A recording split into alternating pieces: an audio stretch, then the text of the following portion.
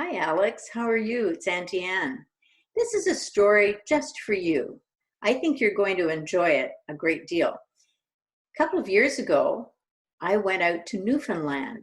It's one of the provinces in Canada, and it's a really beautiful place, very, very rugged, lots of rocks.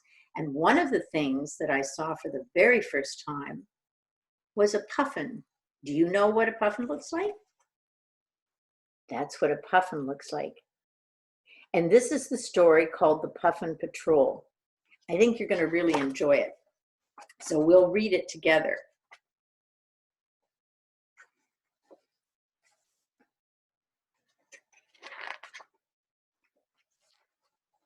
So on the first page, we see a number of kids, don't we? Here they are, they're walking, and it looks like it's nighttime, isn't it? Susan couldn't help but smile. She looked way over at her friend Ryan and saw that he was also smiling too.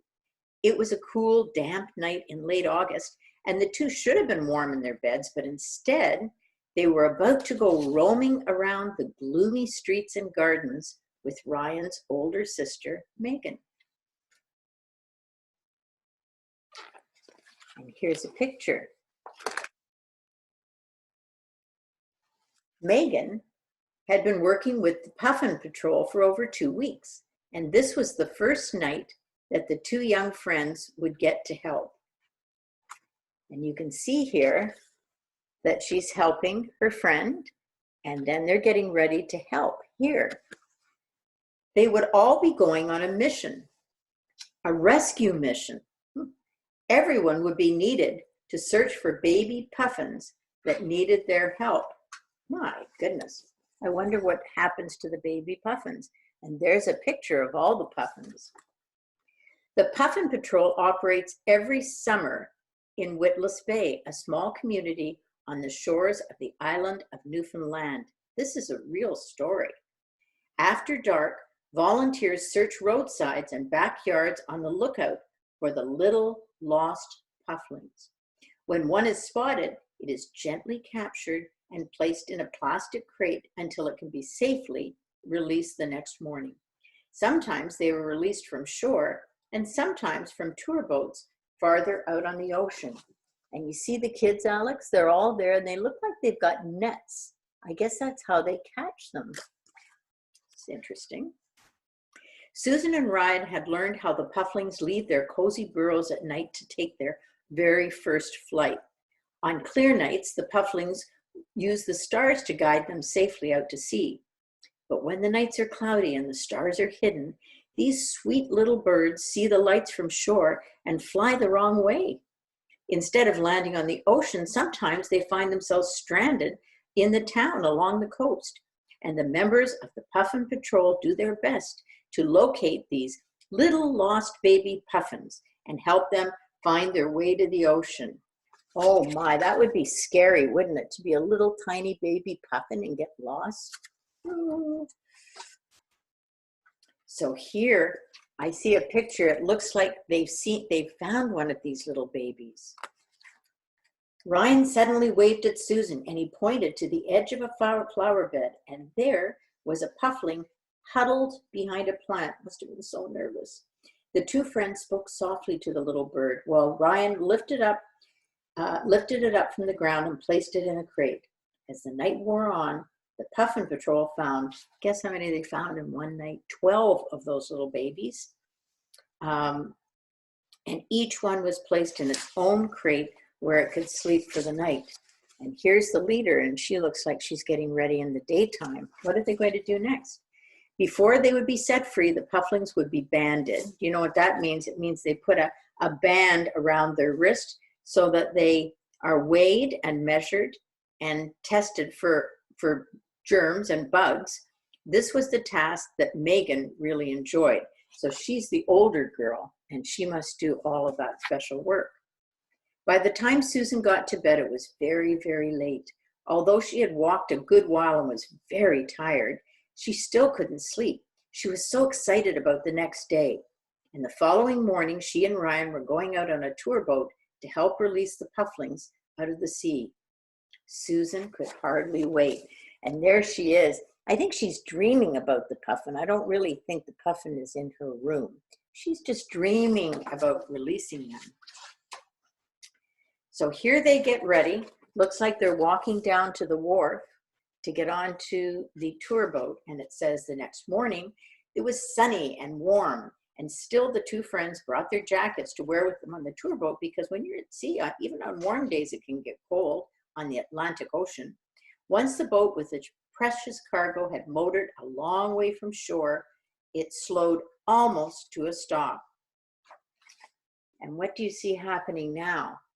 It looks like somebody's getting one of the little birds, one of the baby pufflings, out of its cage.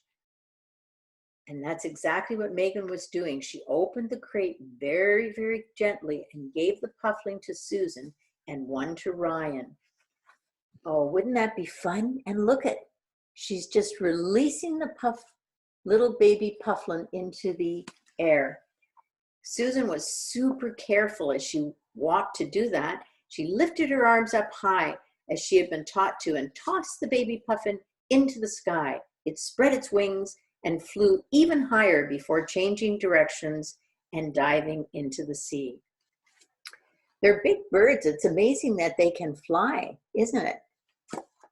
You wonder, you'd think they might be too big, but then look at airplanes, right? And oh, I bet all of the puffins and the mummy and daddy are so excited that the baby will be back.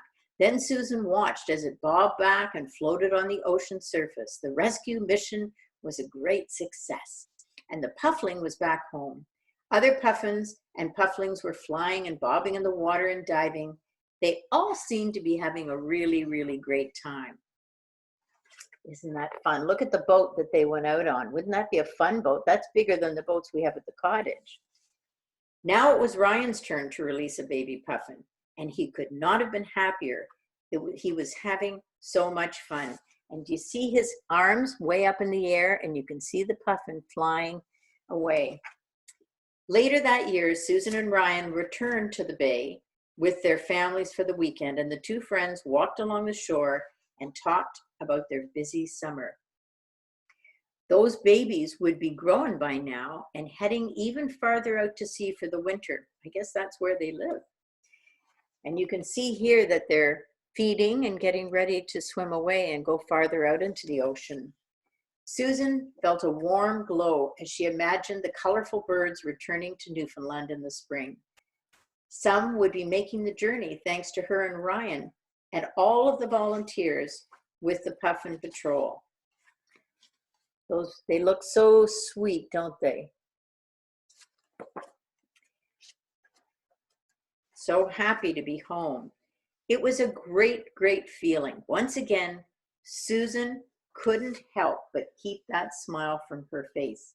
And look at, they even have signs on the highway, slow down, baby puffins on road.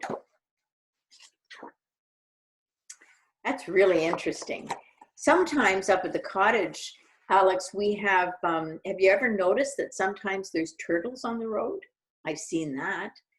And sometimes there's even frogs that I've seen on the road. Do you know what a group of puffins are called? They're actually called, this is a funny word, a circus of puffins. An adult puffin, how many fish do you think an adult puffin can hold in its beak? Did you say 5 or 10? Do you know it can hold up to 10 fish in its beak? And once they find a partner or a mate, they never leave the mate. They mate for life. And they only lay 1 egg a year. Do you know how fast they can fly? When your mom and dad are driving the car and they're going 90 kilometers an hour, they can fly that fast. And they flap their wings 400 times a minute. 400 times a minute. Just try to flap your arm that fast. Wow. An adult puffin is shorter than the average blue jay, but weighs over 4 times as much. And you know what? That little puffin we saw, he's actually the official bird of Newfoundland and Labrador. And when I visited there, I went to visit the puffins, and they were all over the side of a cliff. It was really, really fun. Anyhow, I hope that you've enjoyed this story, Alex, about the puffins. I think it's really interesting. Maybe you can go on your mom or dad's computer and find out more information about the puffins, because this is a true story. This actually happens every year, and these kids go and help find those babies that get lost. Hope you've enjoyed it. Look forward to talking to you soon. Bye now.